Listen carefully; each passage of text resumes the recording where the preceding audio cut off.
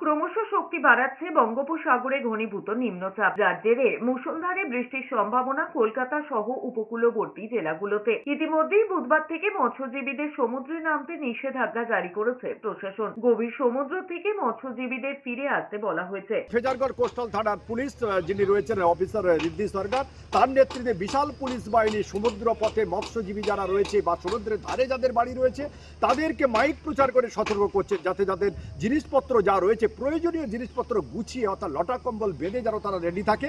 যদি ঝড় 30 কিংবা 31 তারিখে আবহাওয়া দপ্তরের কথা মতো আসে তাহলে তাদের নিরাপদ স্থানে নিয়ে যাওয়া হবে। ভারী থেকে অতি ভারী বৃষ্টির সম্ভাবনার জেরে ইতিমধ্যে দক্ষিণ 24 পরগনার উপকূলবর্তী জেলাগুলিতে মাইকিং শুরু করে দিয়েছে প্রশাসন। মূলত বৃষ্টির সঙ্গে 30 থেকে 40 কিলোমিটার গতিবেগে ঝোড়ো হাওয়া বইতে পারে। বঙ্গোপসাগর, নামখানা, কাকদ্বীপ, পাথর প্রতিমা, ক্যানিং, গোসাবা ইত্যাদি এলাকায় স্থলপথে এবং জলপথে সচেতনতা প্রচার চালিয়ে স্থানীয়দের সতর্ক করা হচ্ছে। নদী তীরবর্তী এলাকা থেকে নিরাপদ স্থানে সরে যেতে অনুরোধ করা হচ্ছে।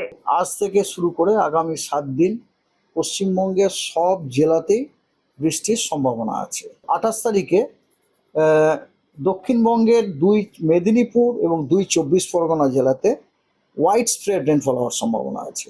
দক্ষিণবঙ্গের বাকি সব জেলাতে ফেয়ারলি হোয়াইট স্প্রেড রেনফল হওয়ার সম্ভাবনা আছে।